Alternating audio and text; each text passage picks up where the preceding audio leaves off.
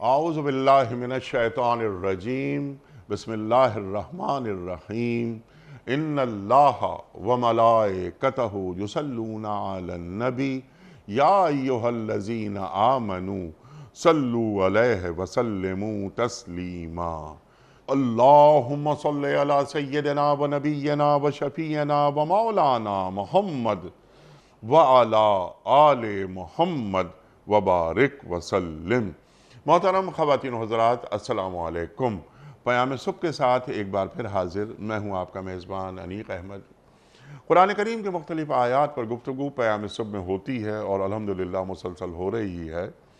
11 برس گزر گئے بفضل خدا بحمد اللہ، اور روزانہ قرآن کریم کے مختلف موضوعات، مختلف آیات وہ سامنے آتی ہیں، اور ہمارے ملک کے جید علماء تشریف لا کر قرآن کریم کی ان آیات پر روشنی ڈالتے ہیں، ان کے معنی مفاہیم ہم تک پہنچاتے ہیں، ہماری تعلیم کرتے ہیں، ہمیں بتاتے ہیں کہ اللہ اور اللہ کے رسول صلی اللہ علیہ وآلہ وسلم ہمیں کیسا دیکھنا چاہتے ہیں اور ہمیں کہاں دیکھنا چاہتے ہیں۔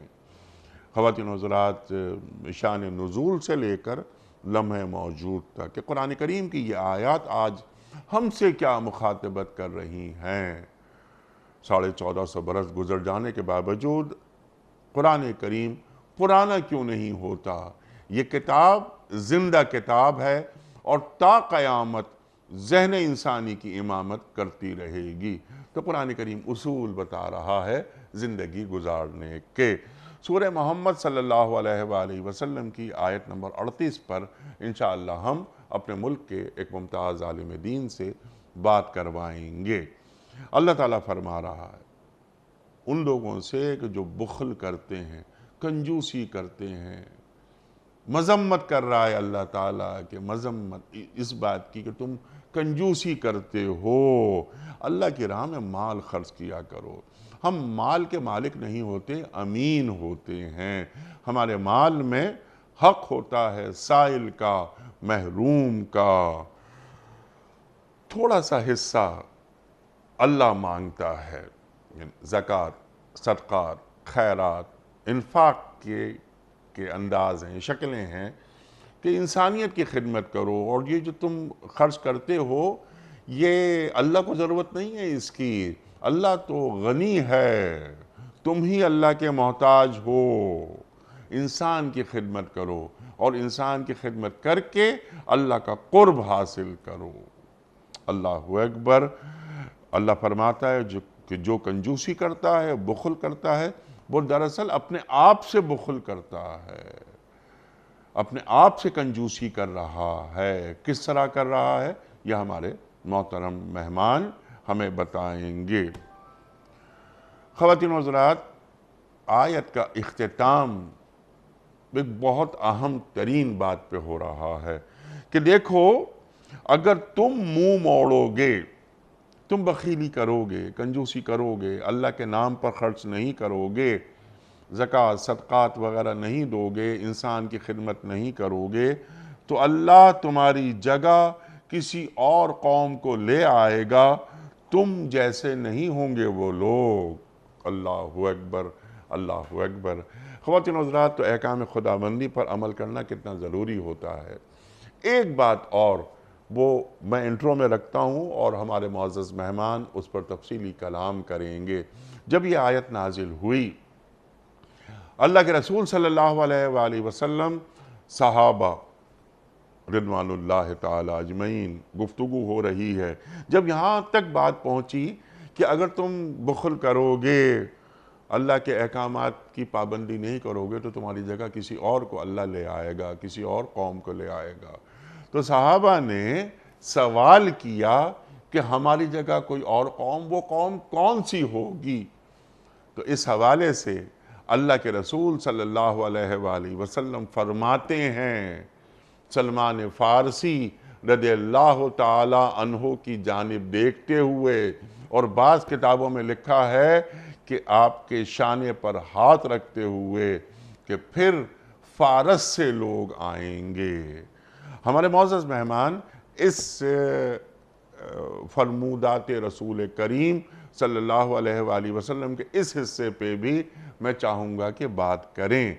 तशरीफ़ फरमा है हमारे मुल्क के मुमताज़ आलिम दीन, मुफस्सिर कुरान, माहिर तालीम, मोहतरम डॉक्टर हबीबुर रहमान आसिम साहब। डॉक्टर साहब पढ़ाते हैं मुख्तलिफ़ जामियात में, इंटरनेशनल इस्लामिक यूनिवर्सिटी इस्लामाबाद में आप पढ़ाते रहे, अब आप रिटायर हो गए हैं, लेकिन अरबी अदब, तफसीर कुरान, हदीस, यह आपके ख़ास मौज़ूआत। डॉक्टर साहब को खुश आमदीद कहते हुए प्रोग्राम का आगाज़ अल्लाह ताला के बाबरकत नाम से सूरह मोहम्मद सल्लल्लाहु अलैहि वसल्लम और आयत नंबर 38। औज़ु बिल्लाहि मिनश शैतानिर रजीम। बिस्मिल्लाहिर रहमानिर रहीम।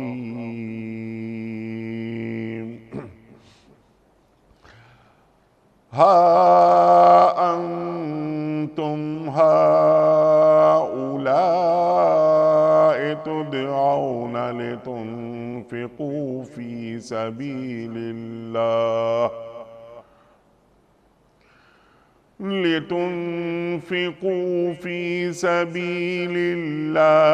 फमिनकुम मन यबख़ल वमन यबख़ल फ़इन्नमा यबख़लु अन नफ़्सिही वल्लाहुल गनिय्यु व अंतुमुल फुक़रा व इन ततवल्लौ यस्तब्दिल क़ौमन गैरकुम वइन ततवल्लौ यस्तब्दिल क़ौमन गैरकुम सुम्मा ला यकूनू अम्सालकुम सुम्मा ला यकूनू अम्सालकुम। सदक़ल्लाहुल अज़ीम। देखो, तुम लोगों को दावत दी जा रही है कि अल्लाह की राह में माल खर्च करो। इस पर तुम में से कुछ लोग हैं जो बुख्ल कर रहे हैं। हालांकि जो बुख्ल करता है वह दर हकीकत अपने आप ही से बुख्ल कर रहा है। अल्लाह तो गनी है, तुम ही उसके मोहताज हो। अगर तुम मुंह मोड़ोगे तो अल्लाह तुम्हारी जगह किसी और कौम को ले आएगा और वो तुम जैसे नहीं होंगे। सदक़ल्लाहुल अज़ीम। ख़वातीन हज़रात, मोहतरम डॉक्टर हबीबुर रहमान आसिम साहब की खिदमत में इससे पहले कि रखें हम आज के प्रोग्राम के हवाले से पहला सवाल, कल के पूछे गए सवाल का दुरुस्त जवाब और आज का सवाल आपकी खिदमत में। कल का सवाल ये था कि खाने काबा को किस सने हिजरी में क़िबला करार दिया गया? दुरुस्त जवाब 2 सने हिजरी में। आज का सवाल नोट फरमा लीजिए। गारे हिरा कौन से पहाड़ पर वाक़े है? ओहद पहाड़ पर या सुफ़ा पर या जबले नूर पर? जो दुरुस्त जवाब आप समझते हो रवाना फरमाइए।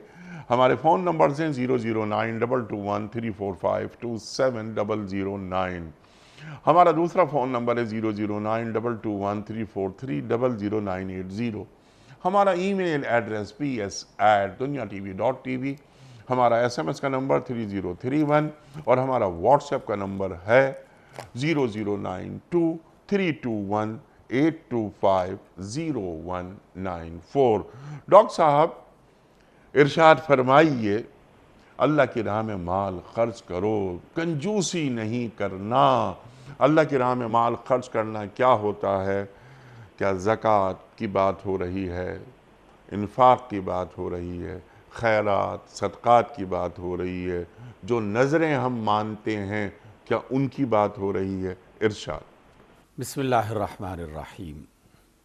अल्लाह का एहसान अज़ीम है कि उसने हमें अपनी किताब पढ़ने समझने की तौफ़ीक़ अता फ़रमाई जी। और मज़ीद तौफ़ीक़ तलब करते हैं कि अल्लाह اس کتاب کی روشنی کو ہمارے کردار کا حصہ بنا دے۔ انیق بھائی، آج کی یہ جو آیت سورہ محمد کی آخری آیت ہے، یہ ویسے تو ہر آیت ہی اہم ہے، یہ بھی اس اعتبار سے بہت اہم ہے کہ اس کائنات میں، اس زمین پر رہتے ہوئے اللہ رب العزت ہمیں یہ بتا رہے ہیں کہ تمہیں کس طریقے سے زندگی بسر کرنی چاہیے۔ پہلے اس بات کو ہم دہرا لیتے ہیں، جانتے تو ہیں جی لیکن دہراتے ہوئے اسے تازہ کر لیتے ہیں کہ اس کائنات کا خالق بھی اللہ ہے اور مالک بھی اللہ ہے۔ جی اس کائنات میں موجود کھلے اور چھپے تمام خزانوں کا خالق بھی اللہ ہے اور تمام خزانوں کا مالک بھی اللہ ہے۔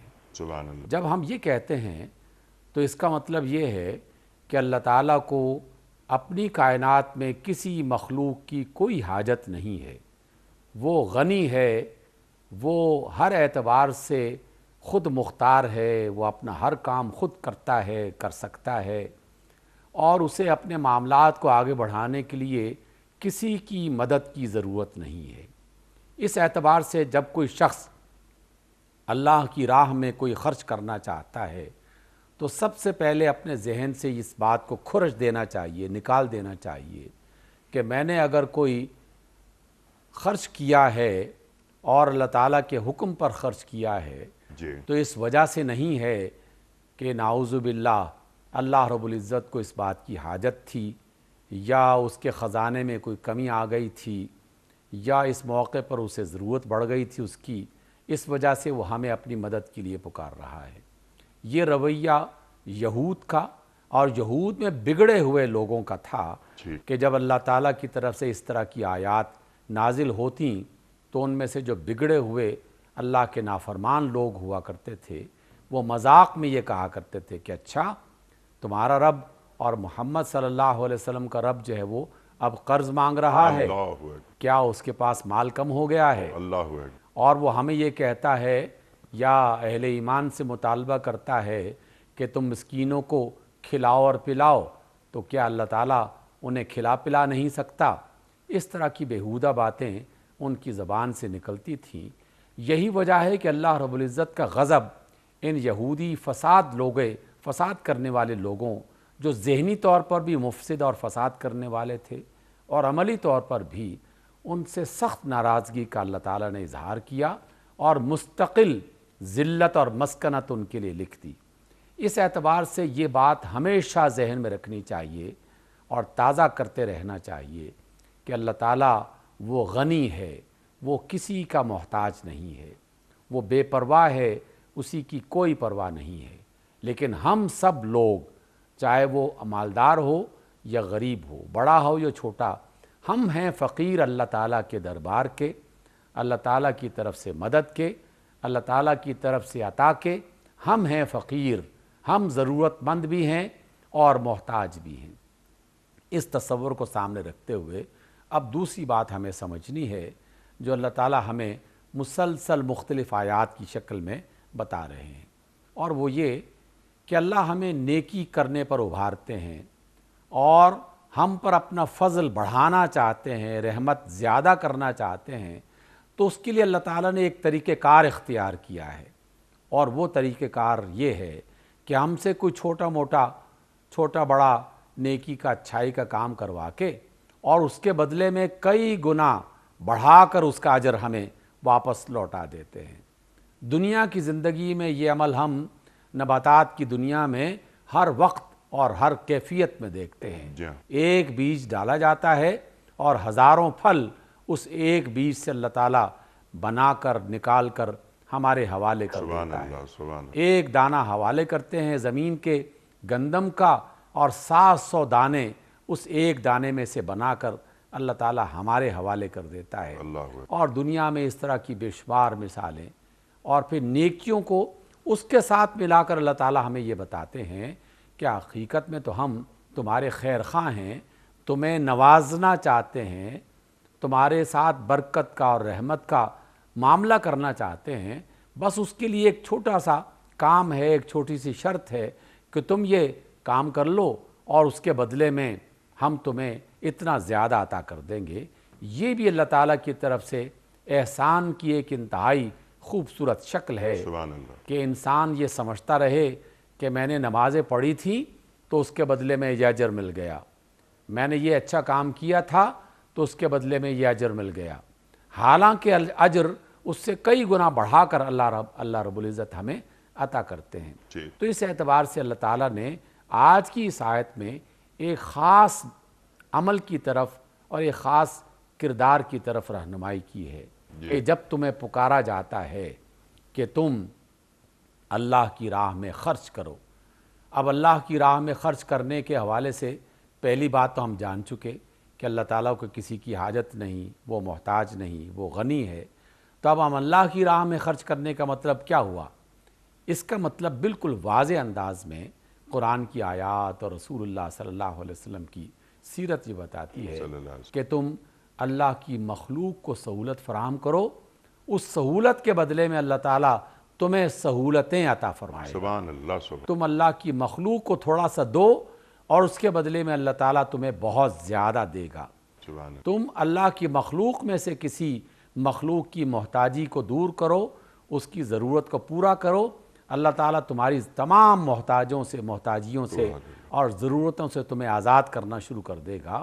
اس لیے جب یہ کہا جاتا ہے کہ اللہ کی راہ میں خرچ کرو تو اس کا آسان ترین مطلب یہ ہے کہ اللہ کی مخلوق کو فائدہ پہنچانے کی کوشش کرو، ان کی خیر خواہی میں کوئی کام کرو. ہر عمل کسی نہ کسی طریقے سے خلق خدا کے فائدے کے ساتھ منسلک ہو جاتا ہے، اس کے ساتھ جڑ جاتا ہے. حتیٰ کہ جہاد جیسے عمل میں جب یہ کہا جاتا ہے کہ تم اللہ کے راستے میں اپنے مال سے جہاد کرو تو بظاہر تو ایسا لگتا ہے کہ ہم نے مجاہدین کے لیے مال خرچ کیا، لیکن حقیقت میں کیا کیا ہے؟ ہم نے ان مجاہدین کی مدد کرتے ہوئے اپنی جان، اپنی عزت اور اپنے اولاد اور اپنے مال کی حفاظت کرنے کا اہتمام کیا ہے. ہماری سرزمین محفوظ ہوگی، ہمارے مال محفوظ ہوں گے، ہماری عزتیں اور جانیں محفوظ ہوں گی. تو ہم نے وہ مال بظاہر تو مجاہدین کو دیا، لیکن حقیقت میں اپنے اموال کو محفوظ کرنے کا ایک ذریعہ بنایا. اس ذریعے کو اللہ تعالیٰ نے اختیار کرتے ہی ایک اور بشارت دے دی، اور وہ یہ کہ تم مجاہدین کی مدد کرو تو تمہاری جان، مال اور عزت تو محفوظ ہو ہی جائے گی، لیکن اس کے ساتھ ساتھ تمہیں کئی گنا زیادہ اجر اللہ تعالیٰ قیامت کے بعد عطا کریں گے، جنتوں کی شکل میں، رحمتوں کی شکل میں، نعمتوں کی شکل میں. اس اعتبار سے یہ بات کتنی اچھی لگتی ہے اور ہر انسان کو اور خاص طور پر مومن کو یہ بات اپنے دل و دماغ میں بٹھا لینی چاہیے کہ میں نے ایک معمولی سا روپیہ، ایک معمولی سا دانہ، ایک معمولی سا لقمہ، ایک معمولی سی مدد اگر کسی خلق خدا کی خدمت کے لیے پیش کی ہے تو میں نے در حقیقت اپنا ہی فیوچر محفوظ کیا ہے اور اپنے ہی بینک بیلنس میں نے اضافہ کیا ہے. یہ کیسی سرمایہ داری ہے، ایک سرمایہ کاری ہے کہ جس میں کبھی بھی خسارے کا اندیشہ نہیں ہے. مسلسل اس میں بڑھوتری ہوتی رہتی ہے، اضافہ ہوتا رہتا ہے، کیونکہ اللہ کسی کا احسان اپنے پہ نہیں رکھتا، اس لیے وہ تو کئی گنا بڑھا کے واپس لوٹاتا ہے. سبحان اللہ. تو یہاں یہ بتایا جا رہا ہے اور اس میں خاص انداز کی تنبیہ بھی جو ہے نا وہ ہمیں نظر آتی ہے. عربی زبان میں جب یہ ہاں انتم کا لفظ استعمال کیا جاتا ہے تو کسی ایسی بات کی خبر بھی دی جا رہی ہوتی ہے کہ دیکھو عجیب لوگ ہو تم، کہ ہم تمہاری بہتری کے لیے، تمہاری خیر خواہی کے لیے ایک بات تمہیں بتا رہے ہیں اور تم ہو کے دھیان ہی نہیں دے رہے اور اس کی طرف توجہ ہی نہیں کر رہے. ہاں انتم ہاں اولائے، ہاں یہ ہو وہ تم کہ تمہیں پکارا جاتا ہے کہ تم اللہ کی راہ میں خرچ کرو، لیکن تم میں سے بخل کرنے والے بھی موجود ہیں، وہ بخیلی کرتے ہیں. گویا کہ اللہ تعالیٰ کی بات کی طرف دھیان نہیں دے رہے، اللہ کی بات کی طرف کان نہیں رکھ رہے، اس کو توجہ سے سن نہیں رہے یا اس کو قبول نہیں کر رہے. تو پہلی تو یہی غلطی ہو گئی. دوسری غلطی جو اللہ تعالیٰ نے انہیں سمجھائی اور ہم سب کو اس کا ذریعہ بنایا سمجھانے کا اور سمجھنے کا، اور وہ یہ ہے کہ یہ نادان لوگ ہیں، اللہ اکبر، جنہوں نے اللہ کی بات کو نہ سنا یا سنا تو سمجھا نہیں یا سمجھا تو توجہ نہیں دی. تو یہ نادان ہیں اور ان کی نادانی کی انتہا یہ ہے کہ یہ اپنا ہی نقصان کیے جا رہے ہیں اور اس بات کا خیال بھی نہیں کر رہے کہ ہم اس عمل سے کتنا بڑا نقصان اور کتنا بڑا خسارہ اپنے نصیب میں لکھ رہے ہیں۔ سبحان اللہ۔ دو خسارے سمجھ لینے چاہیے، ایک یہ کہ میں ایک خرچ کر کے کئی سو اور کئی ہزار گنا حاصل کر سکتا تھا، لیکن میں نے یہ اپرچونٹی ضائع کر دی اور ہم اس نصیب سے محروم ہو گئے۔ سبحان اللہ۔ دوسرا یہ کہ اللہ کی نافرمانی کر کے اللہ کے غضب کا شکار ہو گئے، یعنی وہ اجر بھی نہیں ملا بلکہ الٹی ناراضگی وہ ہمارے حصے میں لکھ دی گئی، ہماری اس ضد کی وجہ سے، ہر درمی کی وجہ سے، مخالفت کی وجہ سے۔ تو اس اعتبار سے جو بخیل ہے حقیقت میں وہ اپنے آپ کو اذیت دے رہا ہے اور اپنے نصیب کو کم کر رہا ہے اپنی اس غلطی کی وجہ سے۔ سبحان اللہ۔ اس کے ساتھ ہی اللہ نے وہ بات بتا دی رہا ہے۔ جی سبحان اللہ، سبحان اللہ۔ اس کے ساتھ ہی اللہ نے یہ بات بتا دی جس کی وضاحت ہم پہلے کر چکے کہ واللہ الغنی، اللہ تو الغنی ہے، بے پرواہ ہے، محتاج نہیں ہے، وانتم الفقراء۔ جی ہاں۔ اے خرچ کرنے والو، کبھی یہ گمان نہ کر لینا کہ ہم نے خرچ کر کے کوئی بڑا احسان کر دیا ہے کہ ہم کتنے سخی اور کتنے امیر ہیں، کبھی یہ نادانی بھی اپنے ذہن میں نہیں لانا۔ اللہ تعالیٰ کو تمہاری کوئی حاجت نہیں، تم تو خود محتاج ہو، فقیر ہو اور ضرورت مند ہو، یہ تو تمہارے بھلے کی بات اللہ کی طرف سے کہی جا رہی تھی۔ یہ پہلی بات آج کی اس آیت کے پہلے حصے میں بیان کی جا رہی ہے۔ سبحان اللہ۔ انسانیت اور خاص طور پہ وہ لوگ جو ضرورت مند ہیں ان کا خیال کرنا اور انسانیت کی نگہداشت کرنا، یہ ذمہ داری ہے ہماری، کیونکہ اللہ تعالیٰ فرما رہا ہے کہ الخلق عیال اللہ، تمام مخلوق اللہ کا کنبہ ہے۔ تو یہ ہماری ذمہ داری ہوتی ہے۔ وہ لوگ جو ایمان نہیں لاتے وہ بھی یہ کام کرتے ہیں، لیکن ہمارا ہر عمل اللہ کی خوشنودی کے لیے اور اللہ کو راضی کرنے کے لیے ہوتا ہے۔ تو ڈاکٹر صاحب دونوں اعمال میں زمین آسمان کا فرق ہو جاتا ہے۔ اچھا ڈاکٹر صاحب، یہ جو ہم مال خرچ کرتے ہیں اور جو مال خرچ نہیں کرتے وہ اپنا نصیب کم کرتے ہیں، کیا اچھا جملہ آپ نے عطا فرمایا، تو اس کی کوئی حد ہے؟ یہ زکوٰۃ کا تناسب ہمیں دے دیا گیا، انفاق کا کوئی تناسب ہے؟ جیسے یسألونک ماذا ینفقون قل العفو، یہ پوچھتے ہیں آپ سے سرکار دو عالم صلی اللہ علیہ وآلہ وسلم کہ اللہ کی راہ میں کیا خرچ کریں؟ قل العفو، جو ضرورت سے زیادہ ہو، تو ضرورت سے زیادہ جو ہمارے پاس ہے کیا اسے خرچ کر دینا چاہیے یا کسی خاص موقع کے لیے ہے یہ بات؟ دیکھیے اللہ رب العزت جو ہیں وہ جب کوئی چیز یا کوئی حکم فرض کے درجے میں رکھتے ہیں، واجب کے درجے میں رکھتے ہیں، تو اس کو ایک ایسی لیمیٹیشن میں رکھتے ہیں کہ جس پر عمل ہر ایک انسان آسانی سے کر سکے۔ اس وجہ سے جب زکوٰۃ کا ذکر آتا ہے تو اس کی حد بندی کر دی جاتی ہے، اس کا نصاب مقرر ہو جاتا ہے، اس کی تقسیم کے طریقے بتا دیے جاتے ہیں، کہاں خرچ کرنی ہے کہاں نہیں خرچ کرنی، اس کا ذکر ہو جاتا ہے۔ لیکن اس حد بندی کا ذکر کرنے کے بعد جب کوئی شخص اپنے ایمان کو محبت کے درجے میں لے آتا ہے اور محبت میں اللہ تعالیٰ کی اطاعت کے راستے کو اپنے لیے چن لیتا ہے، تو جیسے محبت کی حد بندی اور اس کی ہم کوئی لمیٹیشن کا تذکرہ نہیں کر سکتے، نہ کیا جا سکتا ہے، تو وہاں پر پھر انفاق کے بارے میں بھی کوئی ایسی حد بندی نہیں ہے سوائے ایک حد کے کہ جو سیدنا علی علیہ السلام نے ایک موقع پر ارشاد فرمائی تھی۔ وہ ایک قول ہے لیکن حقیقت میں اس کی طرف رہنمائی ضرور مل جاتی ہے۔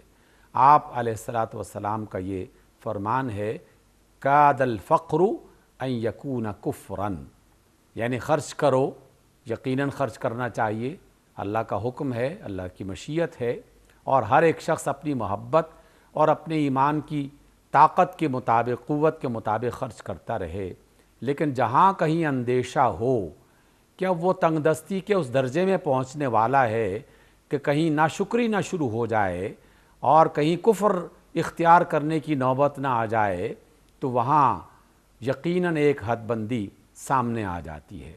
ہمیں خود سیدنا علی اور اہل بیت کے اور دیگر اصحاب رسول کے ایسے بہت سارے واقعات ملتے ہیں کہ جس میں ابو بکر صدیق اپنے گھر کا سارا سامان اور سارا مال اللہ کی راہ میں خرچ کر دیتے ہیں اور فرماتے ہیں کہ گھر میں صرف اللہ اور اس کے رسول کی محبت رہ اللہ گئی. اکبر. جہاں سیدنا علی اور آپ کے گھر والے جو ہیں وہ فقیر اور مسکین اور یتیم کو اس طرح سے دیتے ہیں کہ گھر میں فاقہ کشی کی نوبت آ جاتی ہے. یہ تمام باتیں محبت کی ان انتہاؤں کی طرف اشارہ کر رہی ہیں کہ جس میں ایمان محفوظ رہتا ہے اور جس کے اندر یہ طاقت ہے کہ وہ اپنے ایمان کو محفوظ کر سکے. لیکن ہم جیسے کمزور لوگوں کے لیے شریعت اور جو محبت ہے ایک ایسی حد مقرر کر دیتے ہیں کہ ہونا تو یہی چاہیے کہ جب اللہ کی طرف سے مطالبہ کیا جائے تو پھر ہر چیز قربان کر دی جائے. لیکن جہاں اپنے ایمان کے ضائع ہونے یا کم ہونے کا خدشہ ہو یا ناشکری کی کیفیت انسان کے ذہن میں پیدا ہونے کا اندیشہ ہو تو وہاں اپنے ہاتھ کو روک لینا چاہیے. قرآن مجید کی آیات بتا رہی ہیں، مثلاً اللہ رب العزت فرماتے ہیں کہ تم اپنے ہاتھ کو نہ اتنا پھیلاؤ کہ محتاج بن جاؤ اور نہ اپنے گردن کے گرد اس قدر لپیٹ کے رکھو کہ بخل اور کنجوسی کا مظاہرہ ہونے لگے. اس لیے وَلَا تَبْسُطْهَا كُلَّ الْبَسْطِ فَتَقْعُدَ مَلُومًا مَحْسُورًا، کہ تم اپنے ہاتھ کو اس قدر اپنے اس کو اتنا زیادہ نہ پھیلاؤ کہ کل تم خود محتاج ہو کر دوسروں کے سامنے ہاتھ پھیلانا شروع کر دو اور پھر شیطان دل میں یہ بات ڈالے کہ یار خرچ نہ کرتے تو اچھا ہی تھا، آج دیکھو دوسروں کے سامنے ہاتھ پھیلانا پڑ رہا ہے. یہ گویا کہ حد بندی متعین کی گئی ہے. قرآن کی ایک آیت میں یہ بات بھی بتائی گئی کہ جب تم خرچ کرو تو اس میں میانہ روی اور اعتدال اختیار کرو، اور جب تم جو ہے وہ کسی چیز کو روکو تو اس میں بھی اعتدال ہونا چاہیے. تو دونوں کے درمیان میں وہ جو اعتدال ہے، جو ہماری پوری کائنات جو اللہ تعالیٰ کا بنایا ہوا ایک نظام ہے، اس کا بنیادی اصول ہے کہ ہر چیز کو اعتدال میں رکھا جائے. تو وہ انسانی زندگی میں سب سے بہتر اور سب سے اچھا اصول ہے. اسی کی بنیاد پر ایک فرد کی معاشی زندگی اور ایک معاشرے کی معاشی زندگی اور ایک ملک کی معاشی زندگی برقرار رہتی ہے. اس اعتبار سے اعتدال یہ اسلامی اصولوں میں سے ایک بہت بڑا اصول اور کائنات کے نظاموں میں سے ایک بہت بڑا نظام. سبحان اللہ ڈاکٹر صاحب، یہ اعتدال بہت بڑا اصول ہے اور ہم امت وسط بھی ہیں الحمدللہ. اچھا ڈاکٹر صاحب، اس کے ساتھ ساتھ اس آیت کی روشنی میں جو ایک دعوت دی جا رہی ہے، دعوت عمل، بخیلی نہ کرو، کیا اس میں ایک سبق یہ بھی دیا جا رہا ہے کہ دیکھو مال سے محبت نہیں کرنا، مال کو بھینچ بھینچ کے نہیں رکھنا؟ پورے قرآن کریم میں کہیں بچت کی بات نہیں ہوتی، انفاق، صدقات، خیرات، زکوٰۃ، کہ مال خرچ کرو، مال خرچ کرو. تو مال کی محبت کو اللہ کیا ہمارے دلوں سے نکالنا بھی چاہ رہا ہے؟ دیکھیے، جب آپ اور ہم مال کی محبت کا لفظ استعمال کرتے ہیں تو در حقیقت مال کے ساتھ اس لگاؤ کی طرف اشارہ کر رہے ہوتے ہیں جس کی وجہ سے آہستہ آہستہ بخیلی کی طرف انسان جانا شروع کر دیتا ہے، یا بعض اوقات قارون جیسے جذبے کہ مال کو سمیٹ کے رکھو اور اس پر سانپ بن کے بیٹھ جاؤ اور کسی کا خیال نہ رکھو، اس کی طرف انسان جانا شروع کر دیتا ہے. لیکن جب ہم مال کے انفاق کی بات کرتے ہیں تو اس میں اللہ تعالیٰ کی طرف سے ایک اور بہت ہی بڑا کائنات کا نظام اس کی طرف اشارہ کرتا ہے، اور اللہ کا بنایا ہوا نظام جو ہمیں عطا کیا گیا اس میں بھی اس بات کو ہمیں سمجھنے میں مدد ملتی ہے. وہ یہ کہ مال کو جمع کر لو گے تو یہ گمان مت کرنا کہ تمہارا مال محفوظ ہو جائے گا، بلکہ مال کو جتنا خرچ کرو گے وہ اتنا مال محفوظ بھی ہوگا اور اس میں اضافہ بھی ہوگا. یہ بہت ہی خوبصورت اصول ہے. دنیا میں آج کل کے نظام میں بھی معیشت کا بنیادی اصول یہ ہے کہ جتنا تم انویسٹ کرو گے، جتنا مال پھیلاؤ گے، جتنا مال خرچ کرو گے، جتنا اسے مختلف پروجیکٹس میں شامل کرو گے، اتنا ہی اس کا منافع بھی بڑھے گا اور اس کا اضافہ بھی ہوگا. کہ لا یکون دولتم بین الاغنیاء منکم، تاکہ تمہارے ساتھ تمہارے درمیان میں وہ مال سمٹ کے نہ ہو جائے اور تم آپس میں اس کو ظلم کے ساتھ کھانا شروع کر دو گے تو مال آہستہ آہستہ تمہارے لیے وبال جان بن جائے گا. اس لیے ہمیں انفاق کی مسلسل جو ہے نا وہ تعلیم دی گئی ہے۔ سیدنا آقا رحمت علیہ الصلاۃ والسلام کا یہ قول ہم سینکڑوں بار بیان کر چکے، اور ہزاروں بار جب اللہ تعالیٰ کی طرف سے توفیق ملتی رہے گی تو بیان کرتے رہیں گے، اس وجہ سے کہ یہ ہے ہی اتنا خوبصورت قول۔ آپ علیہ السلام نے اللہ کی قسم دے کے یہ بات فرمائی کہ اللہ کی قسم سے میں یہ کہہ رہا ہوں، تمہیں بتا رہا ہوں کہ اللہ کی راہ میں دیا ہو جانے والا مال کبھی کم نہیں ہوتا، اللہ تعالیٰ اس میں اضافہ ہی کرتا ہے۔ اس اعتبار سے مال کو خرچ کرنا در حقیقت اسے بڑھانے کا ایک ذریعہ ہے، اور اسی کی وجہ سے ہم اپنی زندگی کو خوشحال بنا سکتے ہیں۔ قیامت کے بعد جو اجر ملنا ہے وہ تو ملنا ہی ہے، اس کا تو اللہ تعالیٰ نے وعدہ کر رکھا ہے، لیکن دنیا داروں کے لیے بھی یہ بات سمجھنے کی ہے کہ اسی دنیا کی زندگی میں اللہ تعالیٰ اس دیے ہوئے مال کو اور خرچ کیے ہوئے مال کو بڑھا کر تمہارے لیے برکت کا اور اضافے کا ذریعہ بنا دیتا ہے۔ دیکھیے انیق بھائی، ہم دیکھتے ہیں اپنی دنیا میں ایک رویہ اللہ تعالیٰ کی طرف سے یہ بتایا جا رہا ہے کہ جو مال بھی ہے وہ تم خرچ کرو، خلق خدا کو فائدہ پہنچانے میں اسے استعمال کرو، اور دوسرا رویہ ہمارے مغرب کی دنیا میں اور مشرق میں بھی کہیں کہیں اس کی مثالیں ملتی ہیں کہ لاکھوں ٹن اللہ تعالیٰ کی طرف سے دیے جانے والے پھل، گندم، اناج اور سبزیاں ضائع کر دی جاتی ہیں اور خلق خدا کو پہنچانے کا اہتمام نہیں کیا جاتا۔ سرمایہ دارانہ جو نظام ہے اس میں خلق خدا کی منفعت کے انفرادی مثالیں تو ملتی ہیں، ایک اجتماعی نظام کی صورت میں اس کی مثالیں بہت کم ملتی ہیں۔ یہ تصور اسلام دیتا ہے اور دے رہا ہے۔ یہ الگ بات ہے کہ اہل ایمان اس پر اس طرح سے عمل نہیں کر رہے جس کا خمیازہ بھگت رہے ہیں فقر اور تنگ دستی اور بدحالی اور بے حالی کی صورت میں، لیکن اللہ کا اصول یہی ہے کہ تم خرچ کرو اور اپنے آس پاس کے پڑوسیوں کو خرچ کرنے میں شامل کرو، اپنے رشتہ داروں پہ خرچ کرنے میں شامل کرو، پڑوسی ممالک کی طرف مال پہنچانے میں اس کردار کو اپناؤ۔ دیکھیے رسول اللہ صلی اللہ علیہ وسلم کی کتنی شاندار مثال ہے کہ وہ مکہ جہاں آپ کا مال لوٹا گیا، جہاں آپ کو رہنے کی اجازت نہیں دی گئی، جہاں آپ کے ساتھیوں کو شہید کیا گیا، آپ مدینہ منورہ میں چلے جاتے ہیں اور مکہ میں قحط پڑ جاتا ہے، رزق کی قلت پڑ جاتی ہے، اور وہاں کا ایک وفد رسول اللہ صلی اللہ علیہ وسلم سے مدد طلب کرنے کے لیے مدینہ جاتے ہیں۔ اللہ کے رسول اپنے دشمنوں کو اس حالت میں تنہا نہیں چھوڑتے، بلکہ باقاعدہ مدینے کی کھجوروں اور مدینے کے اناج سے ان کی مدد کرنے کا اہتمام کیا جاتا ہے۔ یعنی یہ صرف پڑوسی جو میرے گھر کے ساتھ ہے صرف وہاں تک بات نہیں ہے، بلکہ پڑوسی ممالک کی طرف بھی اللہ کا دیا ہوا رزق خرچ کرنے اور انفاق کرنے کی ہمیں باقاعدہ تعلیم سبحان اللہ، وہ فرد ہو یا ریاست ہو، بے فیض نہیں ہونا چاہیے۔ جی بالکل، یہی وہ تعلیم ہے۔ سبحان اللہ، سبحان اللہ۔ ڈاکٹر صاحب، اللہ کے رسول صلی اللہ علیہ وآلہ وسلم کا ایک قول یاد آ رہا ہے۔ آپ فرماتے ہیں کہ ہر امت کا ایک فتنہ ہوتا ہے، میری امت کا فتنہ مال ہے، تو مال کی محبت، یاسب ان مالہ اخلدہ، ابھی آپ بات فرما رہے تھے، اور قرآن کریم کی بہت ساری آیات اس ذیل میں ہیں، تو مال کو پکڑ کے رکھنا وغیرہ وغیرہ۔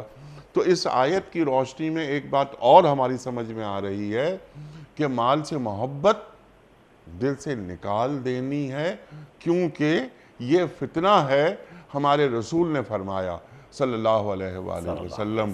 اور آپ کا ایک اور قول یاد آیا، آپ فرما رہے ہیں صلی اللہ علیہ وآلہ وسلم کہ میری امت میں حب الدنیا اور کراہیت الموت پیدا ہو جائے گا۔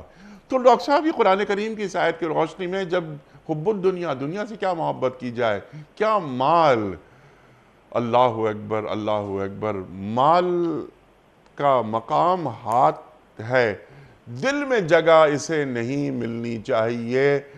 زکوٰۃ، صدقات، خیرات کرتے رہو، بخیلی سے دور رہو، اللہ فرما رہا ہے۔ تو ہر امت کا ایک فتنہ ہوتا ہے، میں چاہتا ہوں اس پر آپ بات فرمائیں۔ میری امت کا فتنہ مال ہے، ارشاد۔ انیق بھائی، یہ جو آپ نے فرمان رسول صلی اللہ علیہ وسلم فرمایا ہے، یہ بہت ہی عظیم اور قابل توجہ فرمان ہے۔ اس پر جتنا غور کیا جائے اتنی گریں اس کی کھلتی ہیں۔ دیکھیے، جب آقا رحمت علیہ السلام فرماتے ہیں کہ میری امت کا فتنہ جو ہے وہ مال ہے، تو اگر ہم آج کے دور میں اور سابقہ ادوار میں بھی یہ عمل ہوتے رہے، لیکن اب اس میں اضافہ ہو گیا ہے اور زیادہ تر لوگ اس میں مبتلا ہوتے چلے جا رہے ہیں۔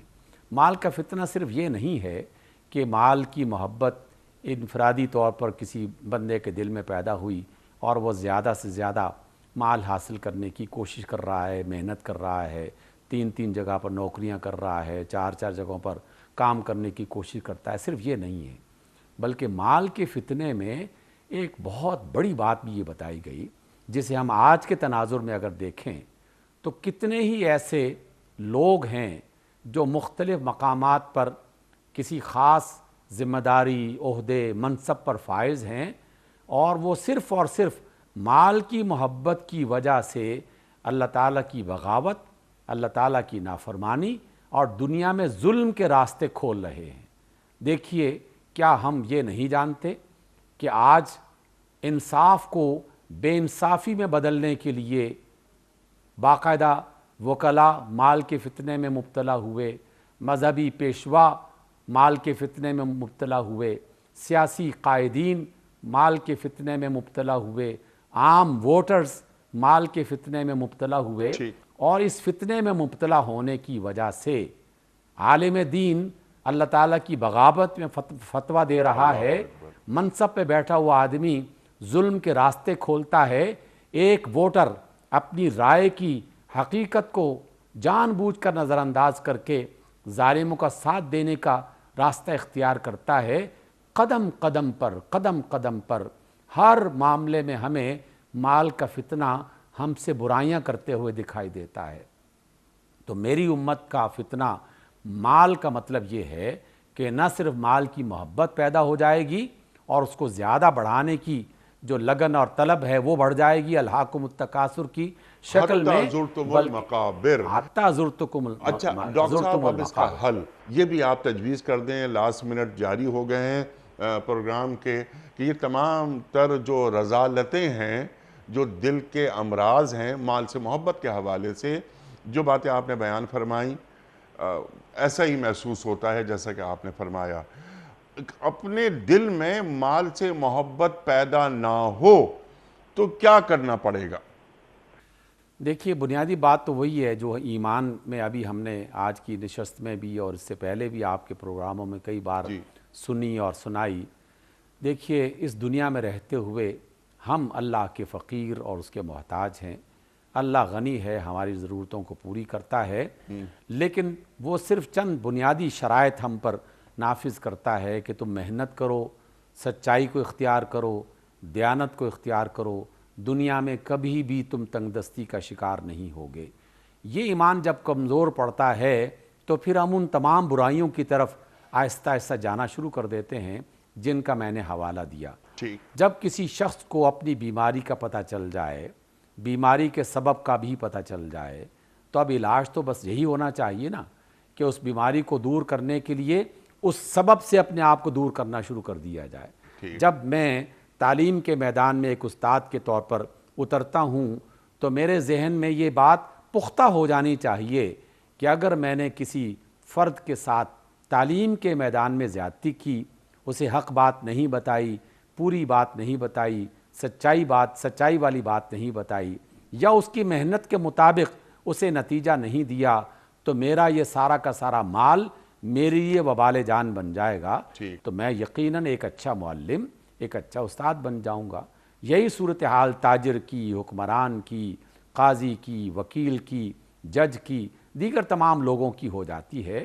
تو ہمیں اس بات کو سمجھ لینا چاہیے کہ چند روپے کما لینے سے وقتی طور پر لذت بھی مل جائے گی، وقتی طور پر تھوڑی سی سہولت بھی مل جائے گی، لیکن اللہ اور اس کے رسول صلی اللہ علیہ وسلم کی طرف سے یہ وعید بالکل واضح ہے، بالکل واضح ہے کہ اس وقتی سہولت کے بعد ایک ہمیشہ کی اذیت اس کے نصیب میں لکھ دی جائے گی۔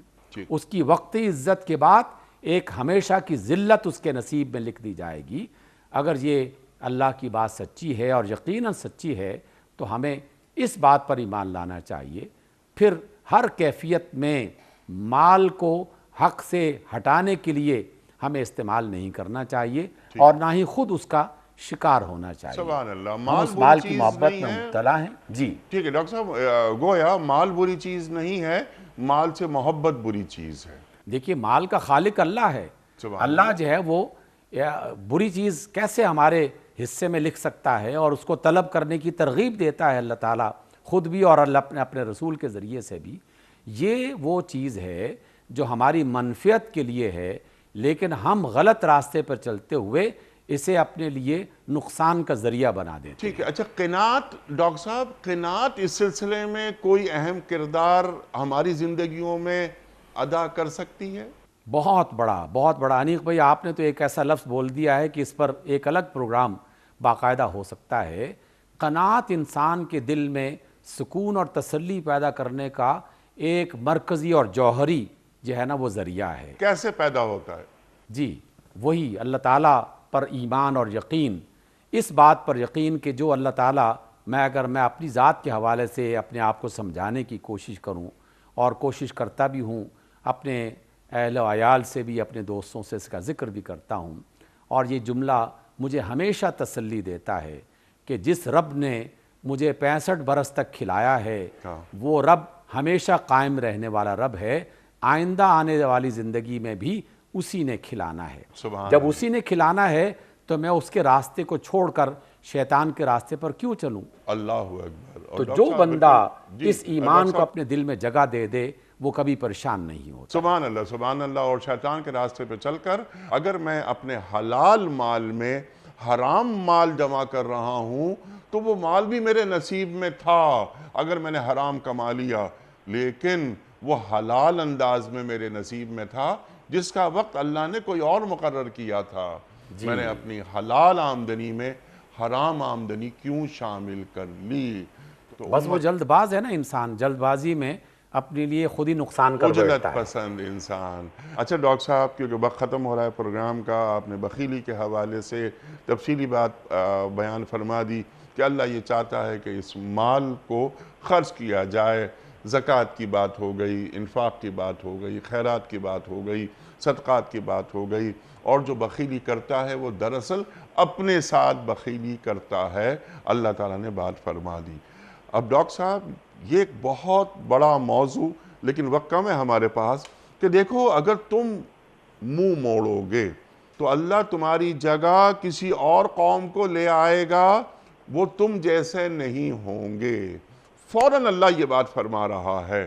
میں نے حضرت سلمان فارسی رضی اللہ تعالیٰ عنہ کا بھی ایک اشارتاً ایک بات فرمائی تھی، آپ ذرا کنکلوڈ فرما دیجئے آج کے پروگرام کو۔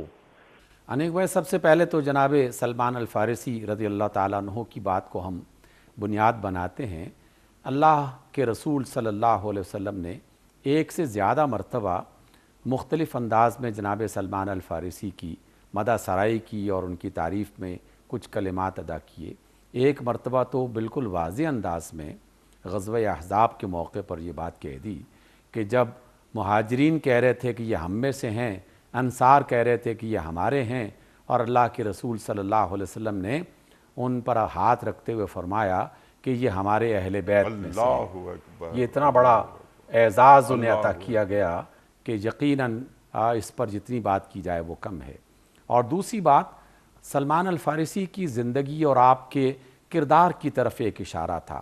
آپ کی اس زندگی کو جس میں آپ نے حق کی تلاش میں سفر اختیار کیا تھا، اس کی طرف ایک اشارہ ہے کہ اسلام اگر کہیں بھی ختم ہو جائے، لیکن یہ جو اہل فارس ہیں، سلمان کی قوم جو ہے، یہ آسمان پر بھی اور ثریا میں بھی اگر پہنچ جائے تو وہاں پر بھی یہ پہنچ کر دین اسلام کو حاصل کرنے میں کامیاب ہو جائیں گے۔ اور اس زمانے میں جو اہل فارس یا سلمان کی نسل اور فارسی زبان بولنے والی نسل، اور آج کے دور میں بھی اگر کہا جائے تو پورا ایران، افغانستان، تاجکستان، ازبکستان کا ایک بڑا علاقہ، پاکستان کے بھی بعض خطے اس کے اندر شامل ہو جاتے ہیں۔ یہ ایک ترغیب ہے کہ حق کو تلاش کرنے والے لوگ جب کہیں پیدا ہو جائیں تو اللہ تعالیٰ لازماً انہیں حق تک پہنچا دیتا ہے یا حق ان تک پہنچا دیتا ہے۔ اس وجہ سے دونوں طرف ایک طرح کی انہیں ترغیب بھی دی گئی اور ان کی حوصلہ افزائی بھی کی گئی۔ سبحان اللہ۔ جہاں تک اس بات کا تعلق ہے، جو اس آیت کا آخری حصہ ہے، یہ ایک طرح کی دھمکی ہے، اور اس کو یہود کے سامنے، تصور کے سامنے رکھتے ہوئے اگر ہم جاننے کی کوشش کریں تو یہود کا یہ عقیدہ بھی تھا اور ان کا یہ خیال بھی تھا، بلکہ خام خیالی تھی کہ ہم تو اللہ تعالیٰ کے منتخب کیے ہوئے لوگ ہیں اور ہمیشہ ہمارے ساتھ خیر ہی ہوتا رہے گا، چاہے ہم جتنی مرضی نافرمانی کرتے رہیں اور بغاوت کرتے رہیں، ہمارے ساتھ کوئی برا سلوک نہیں کیا جائے گا اللہ تعالیٰ کی طرف سے۔ اہل ایمان کو بھی یہ بات کہی جا رہی ہے کہ اللہ تعالیٰ کسی قوم کا محتاج نہیں ہے۔ کوئی قوم یہ مت سمجھنے لگے کہ وہ جتنا مرضی اللہ کی مخالفت کرتا رہے اور کرتی رہے، اللہ تعالیٰ انہیں بس نظر انداز ہی کرتا رہے گا۔ اللہ تعالیٰ اس بات کی قدرت رکھتا ہے کہ اگر ایک قوم، ایک خطے کے رہنے والے لوگ اللہ کے نافرمان بن جائیں گے تو اللہ تعالیٰ ان سب کو ختم کر دے گا اور ایک نئی آبادی وہاں پر آباد ہوگی، ایک نئی نسل پیدا ہوگی، ایک نئی قوم آ جائے گی، اور وہ لوگ اللہ سے محبت اور وہ لوگ اللہ کی اطاعت کرنے والے بن جائیں گے۔ اللہ سے محبت کریں گے اور اللہ ان سے محبت کرے گا۔ ڈاکٹر صاحب میں آپ کا بڑا ممنون، بڑا شکر گزار۔ بہت ساری باتیں مزید ہو سکتی ہیں لیکن وقت کیا مکمل ہوا ہمارے آج کے پروگرام کا۔ خواتین و حضرات، ڈاکٹر حبیب الرحمان عاصم صاحب کے ہم دلی شکر گزار کہ آپ نے وقت نکالا اور پروگرام میں تشریف لائے۔ کوئز کل کا سوال ہم نے یہ رکھا تھا اپنے پروگرام میں کہ خانہ کعبہ کو کس سنہ ہجری میں قبلہ قرار دیا گیا؟ درست جواب 2 سنہ ہجری میں۔ آج کا سوال نوٹ فرما لیجئے۔ غار حرا کون سے پہاڑ پر واقع ہے؟ احد پر، صفا پر یا جبل نور پر؟ جو درست جواب آپ سمجھتے ہوں روانہ فرمائیے۔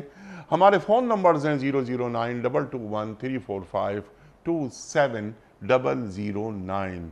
ہمارا دوسرا فون نمبر ہے 009221430009880۔ ہمارا ای میل ایڈریس ps@duniatv.tv۔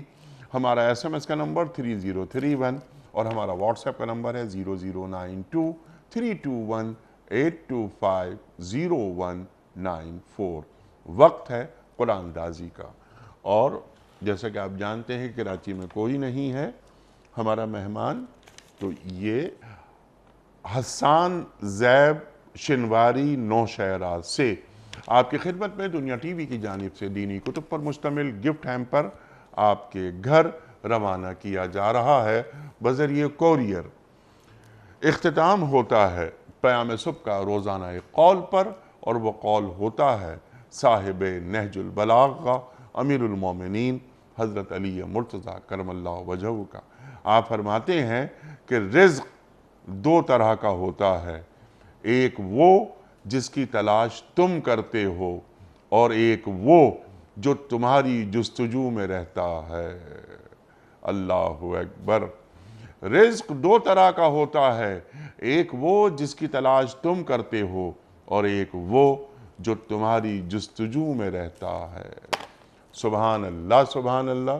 اپنے میزبان انیق احمد کو کل تک کے لیے اجازت دیجیے۔ خدا حافظ۔